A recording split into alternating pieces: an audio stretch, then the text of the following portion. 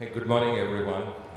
Delighted to be here today. I think talking about some of the most important elements, saying how do you build what we spoke about around climate in a sustainable manner, both commercially and the businesses by itself. And it gives me immense pride having seen Northern Arc build it in the inclusive finance space for the last 14 years in a very, very commercially viable manner, impacting close to 70 million lives. That's about 6% of India's population if you look at it, and ensuring the seamless flow of credit. But just to put it in context of what we're going to talk here today is essentially, it's 6th November is an opportune date. The last UN climate event happened on 6th of November 22 in Egypt. We had G20 summit a couple of months back where we spoke about how the flow of capital can help emerging markets essentially to address adoption, risk mitigation, loss and controls, and climate. If you look at it in India context alone, we need about $10 trillion to get to 2070 goal of net zero, about 253 billion we needed just for the renewable energy alone for the next 7 years, if you put it in context. This is essentially coming out of the IFC report on blended finance. I believe that's the best way to address the issues we have, and I'm going to go directly to Shalabh, if we can get your indulgence on some of your thoughts of what we can do. Essentially around World Bank committing itself on the India's green transition and what could be the key interventions for us to move the needle in climate investing. I think that's the more focus piece. And also if you can draw some context out of the blended finance report, especially focusing on the 6 key sectors with regards to the flow of capital. Okay. So thanks, Ashish. I think the earlier speaker, Mr. Subramanian, touched upon some of the things which set the context, like risk-sharing facilities, credit enhancement, intervening at the fund of funds level and so on. And as you all know, under India's G20 presidency, there's a lot of discussion around MDB reforms and the need for the MDBs to change their model to attract large sources of capital. So as, just as some numbers, the MDBs put together today total lend around $130 billion per year. And the report talks about tripling that, so that the MDBs combined over the next decade should start investing around $400 billion a year. And how to do it is, and there are many ideas there, is around bigger, better and bolder MDBs. And there are many ideas around bigger, which would mean infusing more capital, splitting the balance sheet, hybrid capital, etc. Better would mean efficiency improvements, faster turnaround times, and obviously bolder would mean things like risk-sharing facilities, credit enhancement. How can we do much more and push the envelope without distorting our credit rating? So I won't get into all of that, but one of the pieces in that bigger, better, bolder is the piece around blended finance, and I'll tell you why it's important. As you rightly said, the emerging markets need 6 to 8 times more capital flows in climate finance than they are currently getting. The developed countries also need 3 to 4 times. And where is the capital? The capital is with a lot of the institutional investors.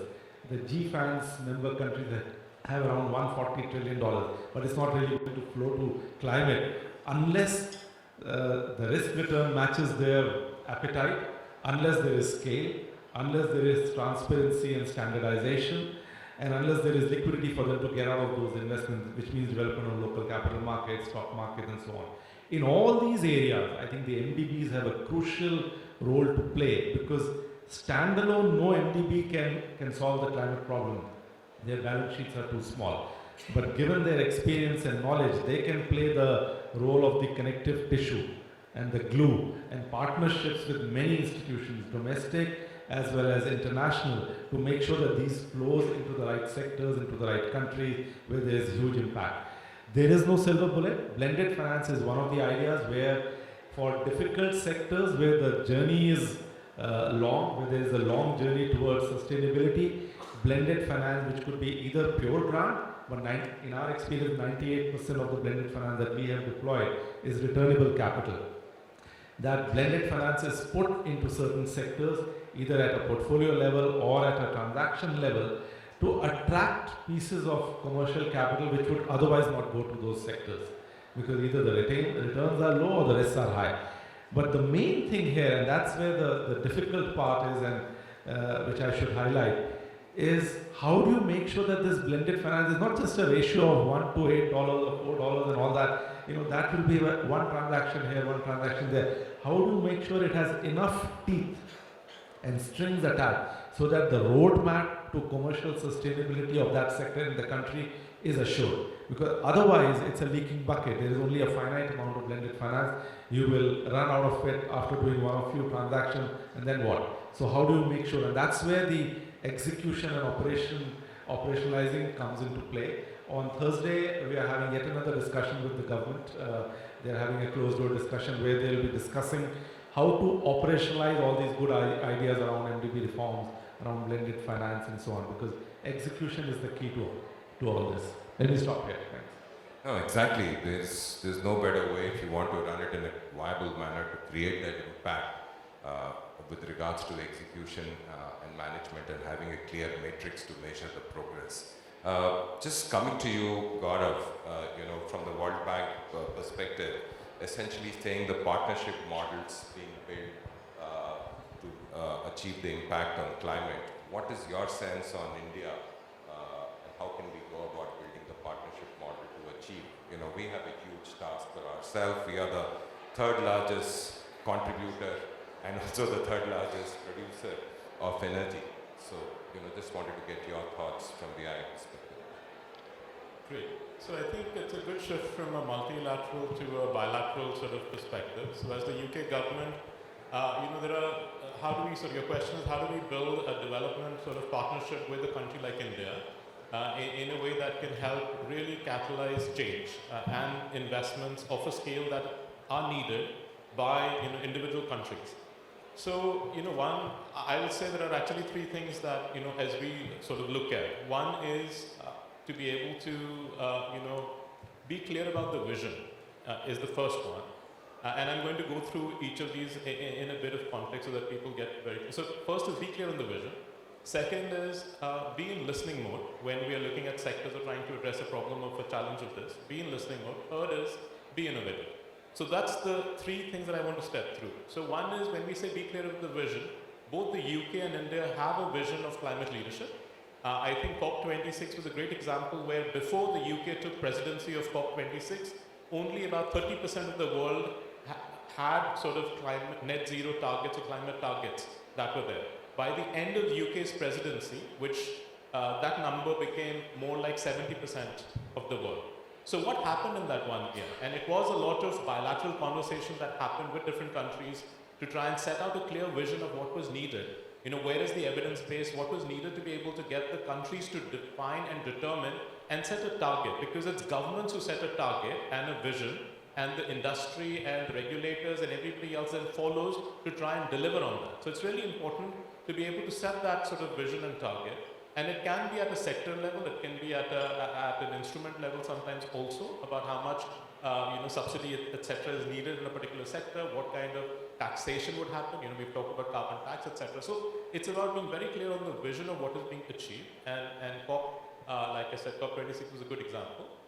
The second is about when we come down from that higher level to a level where it's about people in the room, like we have to program things.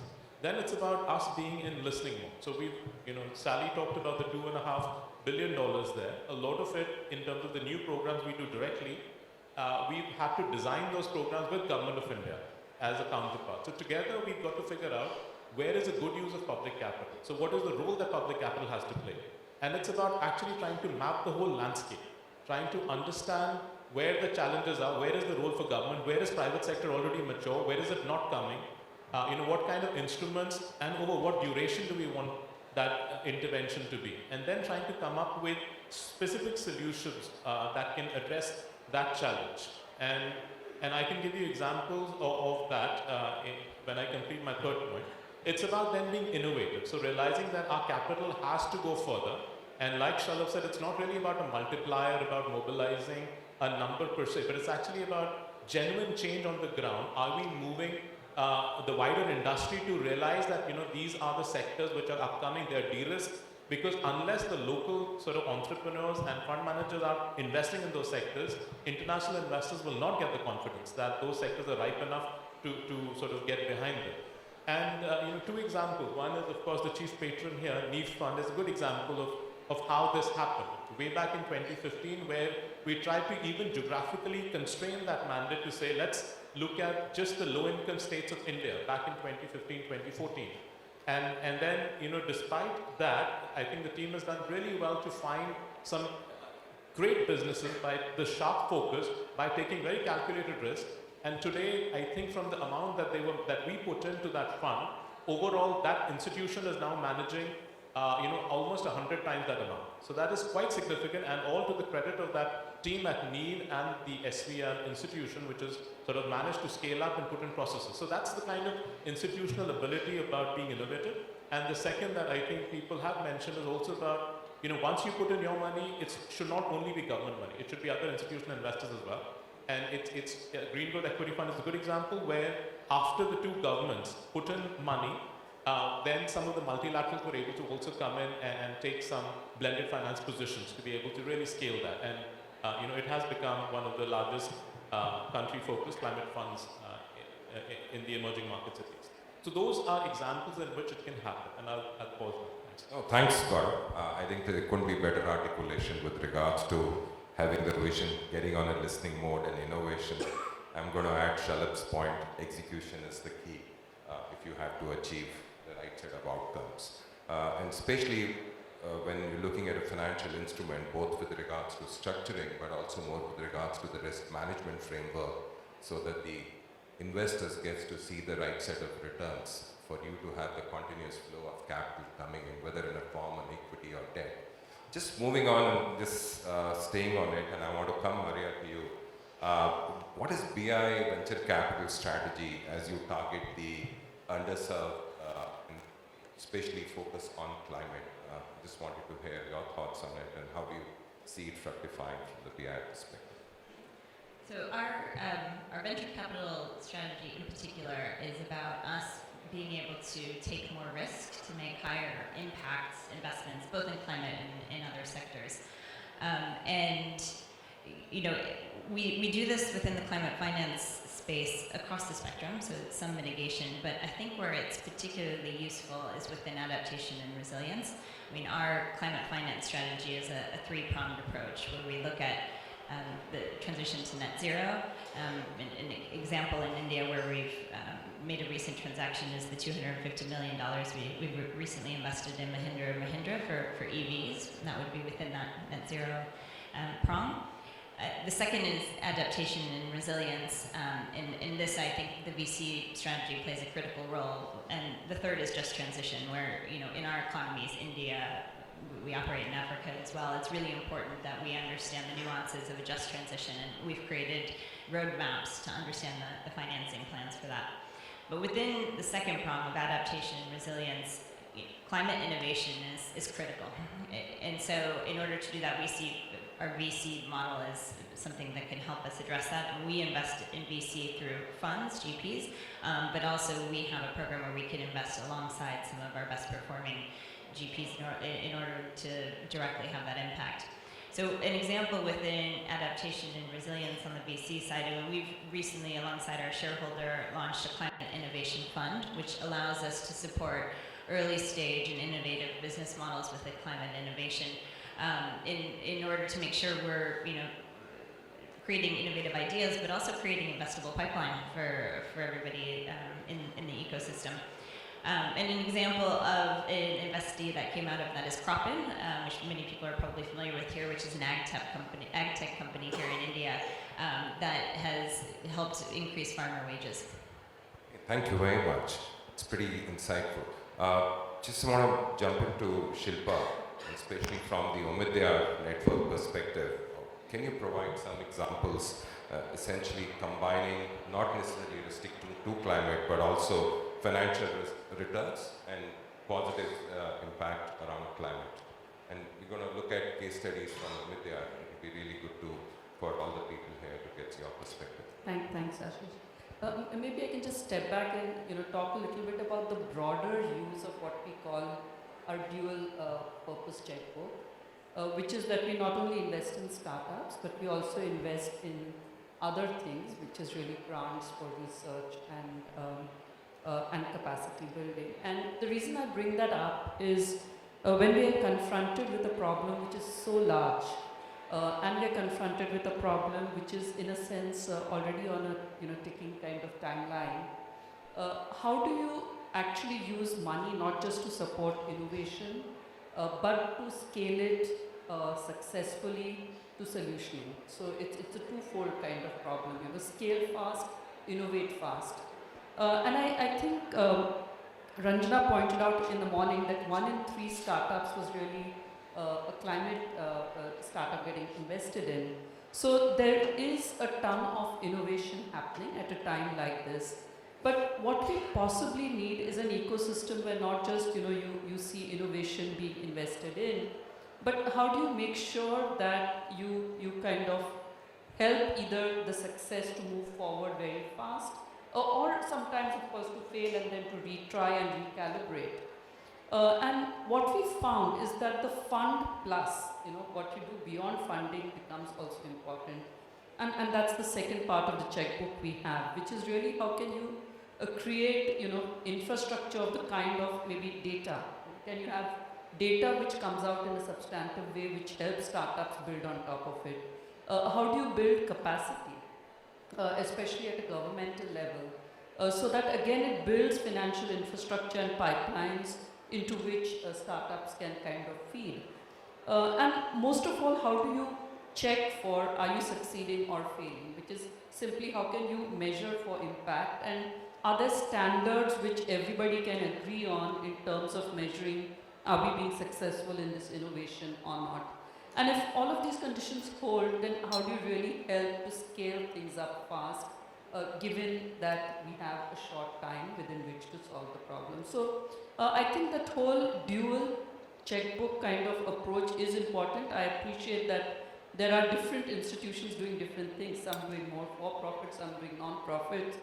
But I think the idea would be how do we kind of get momentum across the sector, build that purpose and timeliness into this whole conversation. And I really want to thank IIC for bringing this front and center and getting all of us. No, thank you very much. I couldn't agree more because the way we look at the business, including in the impact finance area at Now, is essentially three-pronged approach. One, what we can take on balance sheet, what we can do on the fund management side, and second, to ensure there is an access to through the placement and the structured finance capability for other people to participate in it. And all of that can only happen if you have a strong tech and a data capabilities to support. Just jumping on Sir Robert, it would be good to get your insights on triple bottom line framework and relevance from India and what we can learn from your experience. Don't do what most of the institutional investors are doing in ESG and impact, because the claims of $50 trillion going into ESG is almost comical on a galactic scale. If there was $50 trillion going into ESG, there would be no climate change and there'd be no pollution outside. So it's not going in. What it is, it's everyone's showing everyone else, I have a membership card to the fitness club, but I never go. And that is something that India should not do, because this is not about, ESG and impact is not about sacrifice, it's about resilience.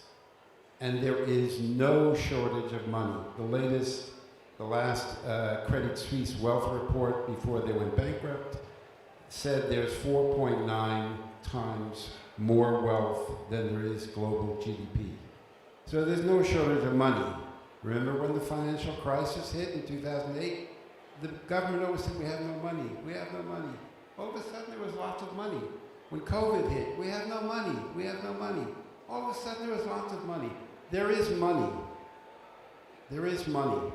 But do not adapt the solutions that is being used now, because everyone wants to show I'm doing impact. So I ask them, what do you do?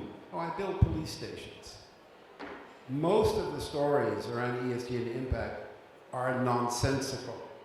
And we need to confront that, because it's nice that there are actions going forward, but they are not addressing the issue. If you look at the climate tech industry, tens of billions of dollars going into climate tech. None of the climate tech funds, zero, not one, will impact climate in the short term. Not one. Dry air capture, sucking CO2 out of the air, that's taking a shot glass to the Bay of Bengal, scooping up some water and moving it and saying, I'm going to move it. It's absurd. What does work, the cheapest, fastest, quickest, most effective way is biodiversity. Nothing even comes close. Your Indian professor, Ratan Lal, says 330 gigatons we can draw down by restoring the health of the soil and the vegetation. So don't mimic what the West is doing, or what Asia is doing, or what Europe is doing, or North America. Develop a model that actually is creating impact in the short term and restoring the social and environmental balance. And first, start fixing the air, because you're poisoning people because people want to get around with their cars, and the farmers don't have the money to get rid of the biomass. Those are easy fixes if you want to. If you don't want to, it's really hard to do. Actually, well said. Clearly, if I go back to our own upbringing in India, we were taught in the growing up days how to be responsible to the Mother Earth. That's the way we looked at it, and it's disappointing that we are current level of pollution in Delhi is really a big cause of concern. I'm sure lots been done, and a lot will be done. I'm just going to quickly move back to Shalabh, talking about convergence between the global north and the global south, and what can, how can India learn from it, and how can India play a role for India to get benefit, to access to that convergence. First, I think I also want to react to Robert on the biodiversity part. So as we speak, this point is very well taken. At least IFC is actually supporting a fund here for monetizing all the trees that they will plant, putting together a TA, and we'll actually put the first carbon such fund in India for biodiversity. And that's happening.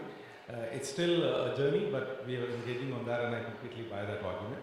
I think in the same vein on global north-south and all, and I've attended COPs earlier, and you have attended, I'm sure, and so on. I think we are overdoing and overplaying this global north-south collaboration to solve the climate problem. A lot of the solutions and a lot of the capital for at least countries like India needs to be domestic, and you need to find them in the country. Where the global north and south can actually help is de-risk pools of portfolio. You can have, and I think Mr. Subramanian briefly alluded to aggregators. That's what we need. Are there aggregators in the market who will take portfolios, de-risk them once the construction lists are over, and then showcase it to the global north for investors who have lower risk appetite, and they can then come in, and you free up the capital of domestic lenders and domestic institutions to take on more greenfield risk. That's not happening at scale. There is a lot of announcement, there's a lot of talk about global north-south collaboration around knowledge, around regulation, around lessons of experience, around technology transfer and all. But if you need the money to flow into, you need to get it granular, and the corporate finance 101 rule always applies as far as money flow is concerned, no matter what you talk about. Money will still not flow, despite what Robert's saying, $60 trillion available, GFAN's one quote says $140 trillion available, but it will not flow unless at a granular level the sector risk return is there. And then you layer that up with currency risk, political risk, macro risk. Not every institutional investor will invest in a particular country. They may be comfortable with certain countries, they may not be comfortable with certain countries. So therefore, the collaboration should start around prioritizing sectors, de-risking certain sectors, and then in a very systematic way going deeper and granular by talking to institutional investors with these pools of capital. It could be the sovereign wealth funds in the Middle East who are putting some money in India. It could be the Norwegians who have trillions of dollars of capital, but For them, it's this pocket change that they right now put into countries like India and much smaller as far as other countries are concerned. There is no systematic effort still to attract them and address all their credit committee, investment committee, that level of detail risk. Because unless we do that, it will remain an MOU on paper and a topic in conferences like yours. No, but this is really relevant, and I'm actually forced to think back and taking the Northern Arc example. That's exactly what we've been doing. We moved about 1.5 trillion so far, and 30-40% of that's come from the global multilaterals and global investors. And essentially that's because we are able to create structures for them to find a meaningful play. And we operate with skin in the game approach, both to create that impact in the sectors where we operate. I'm just going to come, Gaurav, to you and talking of developmental capital flow and investment, especially in the emerging sectors, focusing on the renewable as a sector. Just wanted to get your thoughts. Great. So I think, yeah, I agree. And I think the theme of this panel was actually profit and purpose. And I think the one thing to get away is that there is no contradiction. Actually, they are aligned, and they're getting even better aligned going forward. And I agree with, I think, what comments have been made. The challenge for us is, the scale of the problem, and how do we get and achieve that scale quickly. And now, whether it is to do with different sort of sectors, whether it's to do with institutions, whether it's to do with the capacity of deal flow that's coming through. I think if you really look at it as an impact industry, I think those big numbers don't mean much, because there are entrepreneurs on the ground who are struggling for capital, and because, like Robert said, many of them have a membership card. It's not solving the problem. So what is needed is for development capital to try and help set up institutions that can scale, and to be able to create a bit of consensus for the sectors. So I picked the hydrogen policy as an example where a sector was picked. There is global consensus on that it's now becoming important. Government of India came up with a policy which was quite sort of frontier. And then it was about development capital that had to sort of make investments, entrepreneurs who had to come up with projects which were commercial and sensible that we could put money in. And I'm very pleased to say that we've backed one of the first hydrogen sort of green energy projects in India through private equity in that sense. So somebody has to then try and get the thesis complete by following that theory of change from where the big numbers, which seem very elusive and atmospherical, to something very tangible on the ground in that sense. And the way to again do that is, say, the 4 C's, build consensus on a sector. It's inevitable you need multiple stakeholders and a bit of government and policy hat on it, because that sets the regulatory framework for everybody to operate. So that's really important to get that consensus going. Second is about the capability. I mean, are we tooling up quickly as an industry ourselves? If you realize that these are the 3 or 4 big areas. Now, we talk about adaptation. Adaptation has hardly got any finance in. There are so many areas within adaptation, whether it is about more efficient use of water in agriculture, whether it is about different types of farming, hydroponics, etc. There are still very few players who are trying to do that, enter that, and at scale. And India cannot wait in parallel, in sequence, for some of these to be successful, because time is running out. So we all have to come up with those parallel sort of solutions in terms of capability. I think commercial, somebody has to create a benchline, and things where, for example, what worked in the renewable sector was that there was a clear benchmark of what that price or tariff would be vis-a-vis coal. Somebody needs to create in these new sectors those benchmarks so that people who are putting in money, people who are driving the solutioning, they know what the targets are, what to get to, and industry broadly recognizes that together. And the last one, of course, is about consolidation. So there are different pools of capital. There are different players on the ground who will take that early risk. In renewables, we saw some people take on the risk, or their motive was largely depreciation. Then there was early and growth stage capital that sort of proliferate, and then there were larger players who came, got the scale, and then got international sort of investors, pension funds, institutional money, because the risk-return profile changed. But any industry has to go through that, and there are important players. So we pride ourselves as being the early and growth stage capital provider. So people have to figure out where in that spectrum do they want to play. I was just talking about one part of the team. Of course, we as the UK government play across multiple pots in that sense. So it's important to then step that through and really get to a sectoral outcome that we really want to achieve. And I think it's great that these forums are there every year, because then they also help us track progress about what we said a year ago and where we are a year later. Thank you. Thank you very much. Just Maria, staying to the topic and especially around the impact investing, and especially, will it help as we look it through the climate, also addressing the gender disparities and empowering women? Wanted to share your thoughts on this. On the intersection between climate and gender. Yeah, I thought it would be good to do, especially from an India context where we haven't yet used the power of the 50% of the population. We only have 24% of women in the workforce.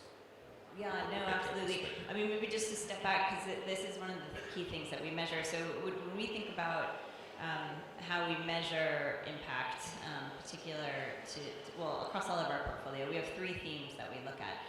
We look at investing in productive, sustainable, and inclusive economies. And this framework, we look at every investment through.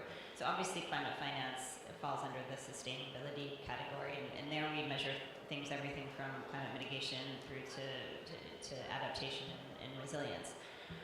But equally, we look at things from an inclusion perspective. And inclusion, there's multiple components. We look at low-income reach, but we look at gender and diversity as well.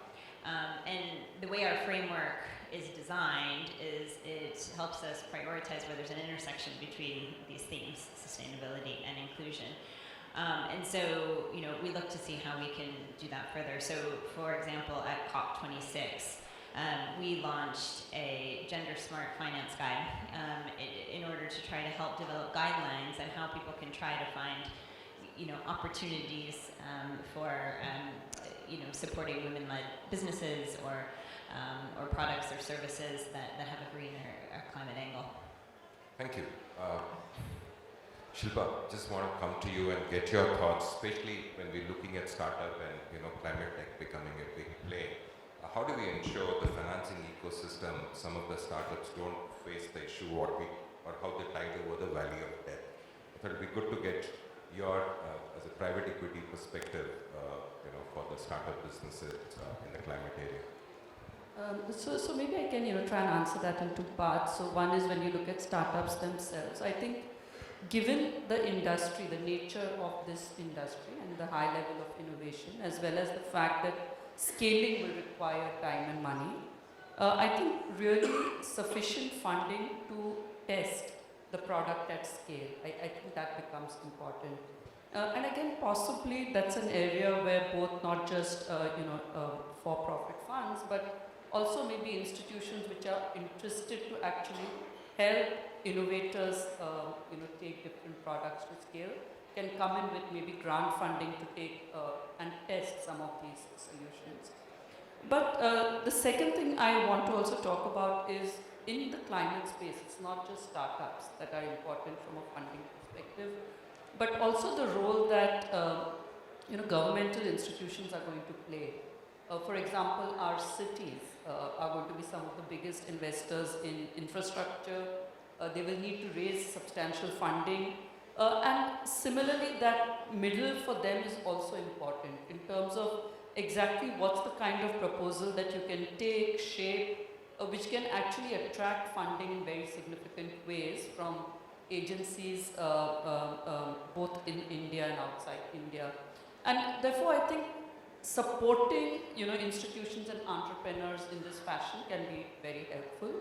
I just want to make a last point though, Ashish, which is that when I look at India and its history of very India-centric innovation, and one of the things Sally would have noticed after her 20-year kind of comeback is that today India pretty much for payments is gone very digital. You go to a peanut vendor and he's got a QR code board situated on his cart. You can pay for pretty much everything digitally. And when we look back and see that in the last decade, the journey we've traversed, the way the identity, protocols, the way the NPCI came in with the payment protocols, how all of these standards actually just helped create the whole ecosystem of innovation around it, which helped scale things very dramatically. And I feel quite comforted by the fact that Indian entrepreneurs and technology can help to really kickstart solutions even in the climate space and sector. Thank you.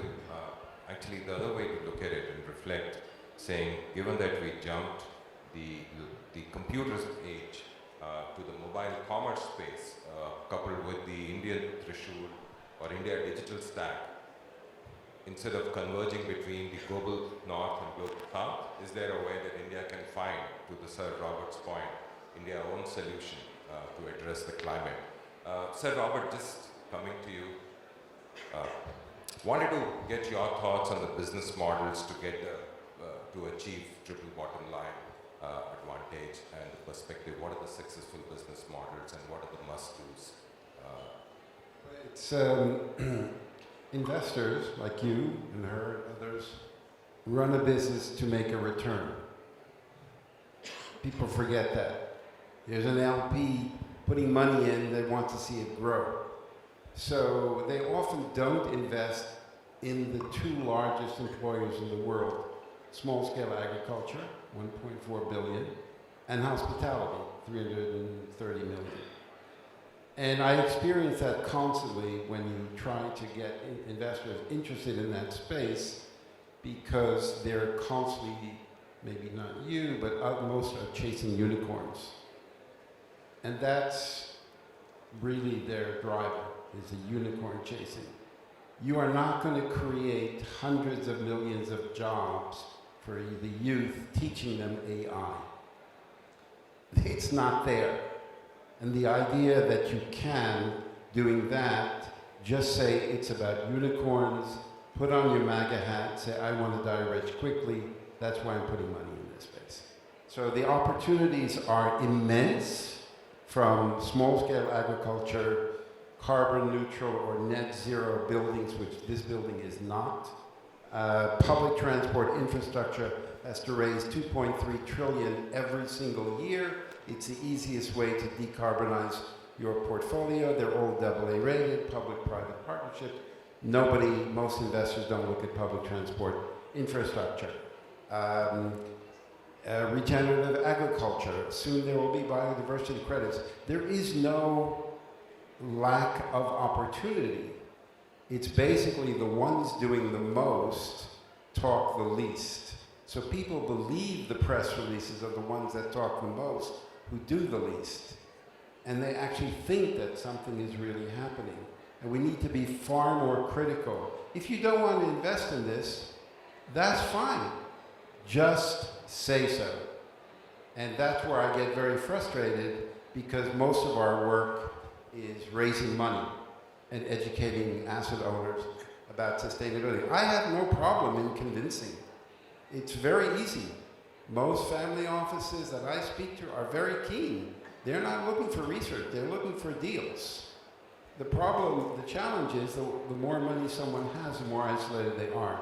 So there is no shortage of opportunities, there's no shortage of deals. There's a brilliant Indian who's living in Thailand who has a solution for burning of the rice fields. Warmont is a company name. There is no shortage of that. It's just a question, what do you want? Is your focus, I want to restore the social environmental balance? Fine, do it. If you don't want to do it and you want to just chase unicorns, fine. But put your MAGA hat on and say so. Thank you, sir. Gaurav, just coming back to you, and essentially wanted to see how do we strengthen the cap flow through the adaptations. Hear your thoughts on it. Yeah, so I think so there's a lot of funds in climate have gone to mitigation, and within mitigation, I think quite a substantial amount has gone into renewables as a space. I think what that has done is that's really good, because at least on the power generation side there is that sort of clean aspect which is quite clear. But what it is there's been an opportunity cost for capital, because at it hasn't gone enough into adaptation and resilience in some of those sectors which directly link to the vulnerable population on a day-to-day basis. And that is quite challenging because I think data shows that hardly 1% of private capital has gone there. Now, it has not gone there because of a couple of reasons. One is because people still are struggling to put a global definition or a country's definition to what adaptation means. So policymakers are not very sure, and therefore the incentives that need to be given they're not very clear.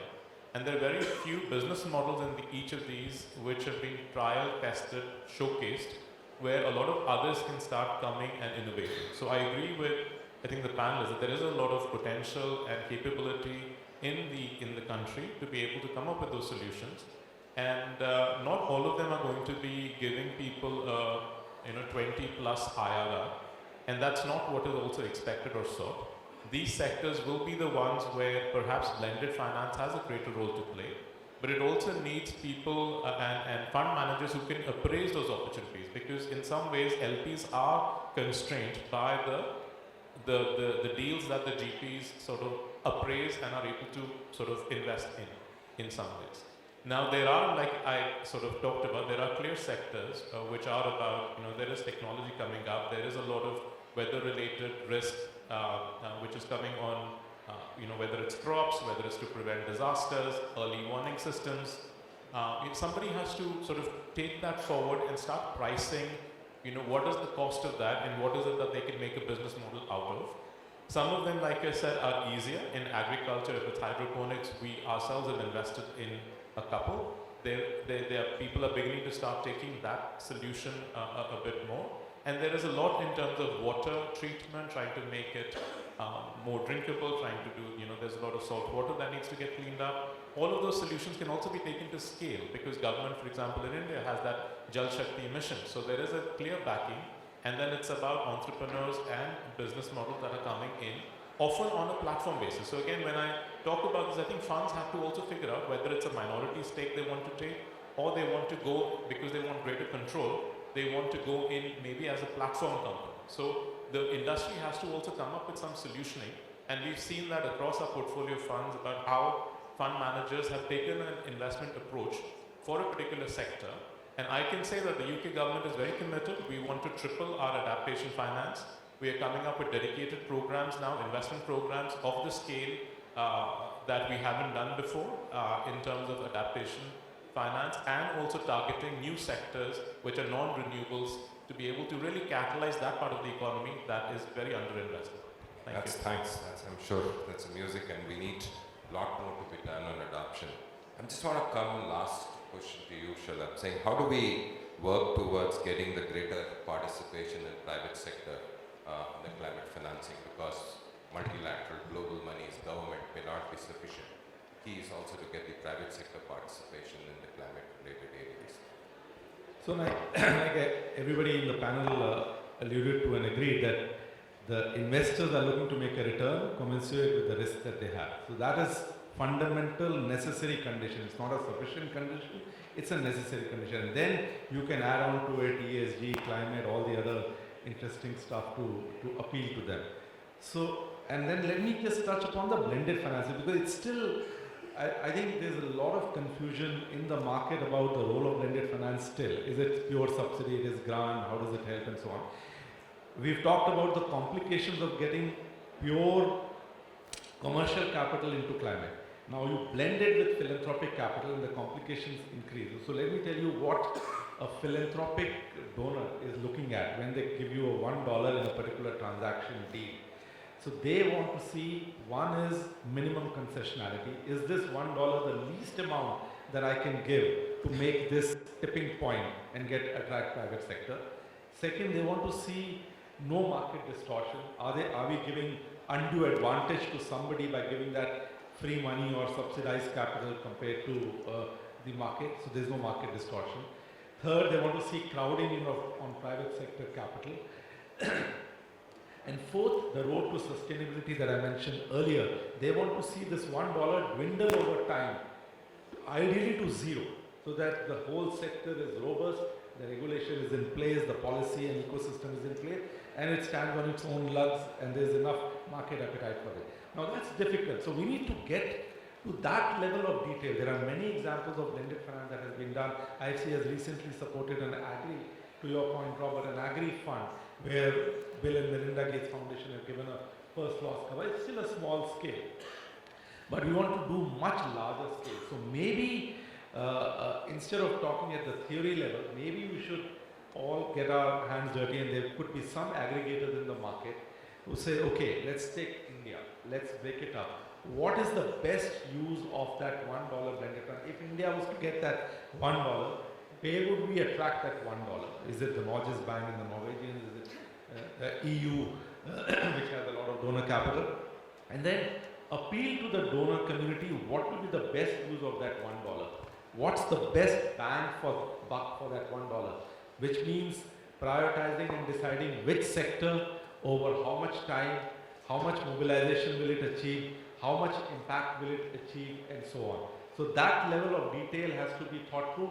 And then we do pure investor road shows, not just road shows that we are used to doing a lot of road shows for GPs. I'm looking at Manav and so many others are in the room. You must have done your, let's do a road show around blended finance and for India, and to attract that capital with clear mandate of creating the maximum impact. Thank you, Shalabh. I think it just kind of puts it in context, both with regards to access to money, having the clear vision, and India needs to build its own strategy and the focus on execution. We're going to open for the room. If you have any question, comments to the panel here, very difficult to find such respected leaders and illustrious thought leaders. Just open it if there's any question and comments, please. Can we get a mic there, please?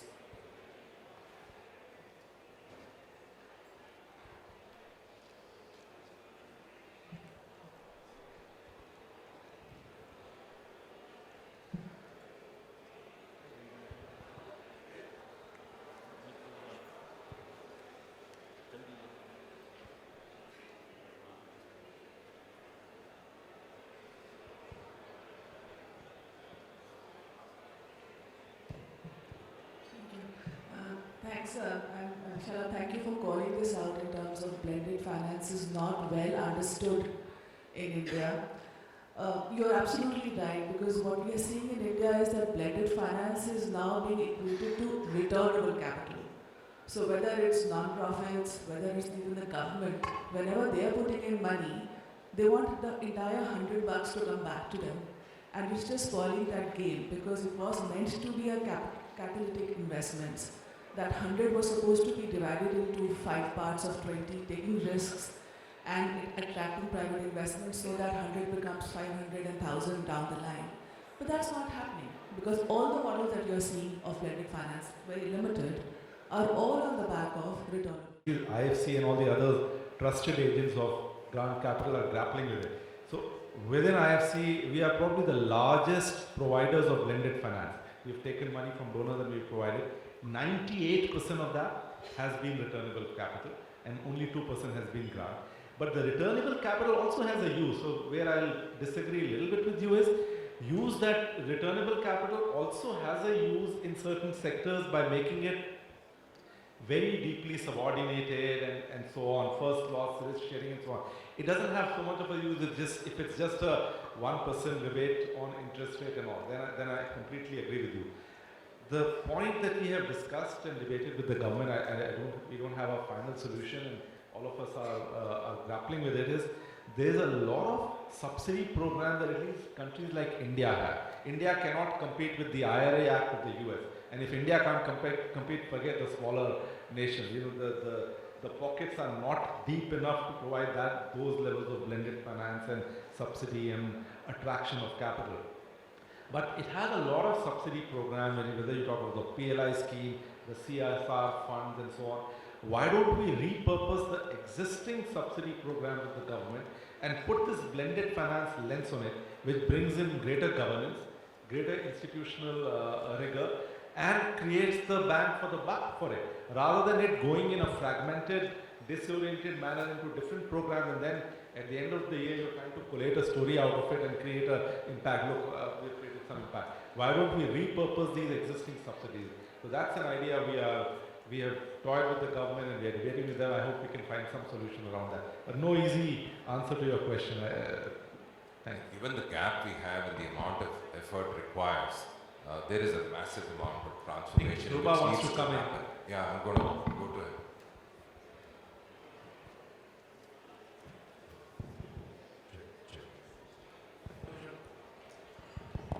Thanks. I think the point is right. But what is lacking also, I just want to add to the points made here. What is lacking very clearly is when blended finance is being looked at for concessional capital, as you said, rightly so.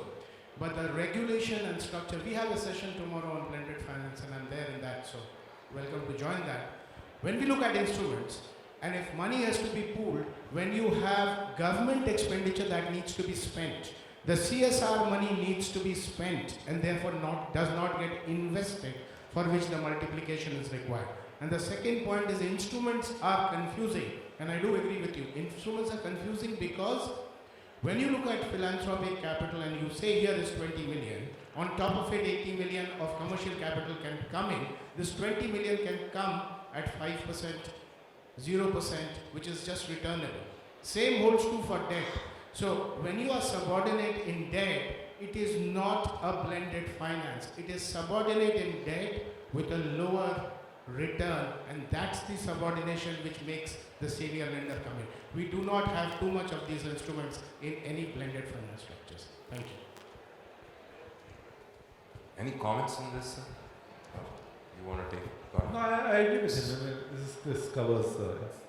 Yeah, I agree with that as well. And I think there is a little bit of regulatory tweaks that do need to happen. For example, there are also regulations about different, do you have different shareholding structures within the same AIF or not? Can the CSR money get into some of this or not?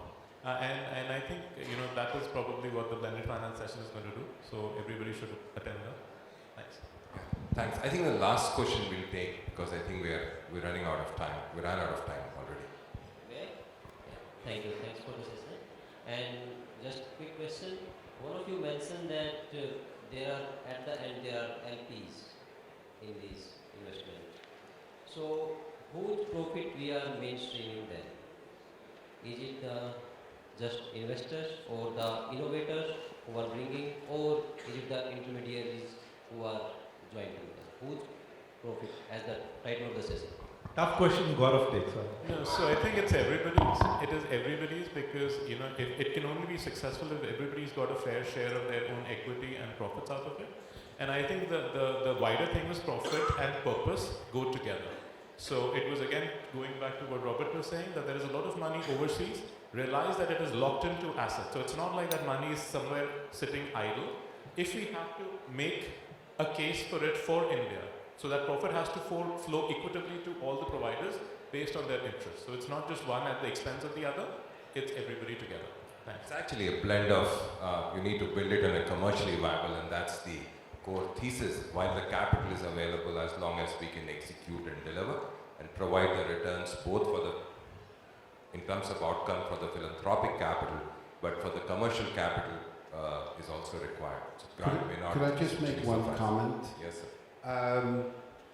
Often I was told for the last 25 years, I was told impact and ESG, it's not serious, no good deals, no good management, no opportunities, no performance.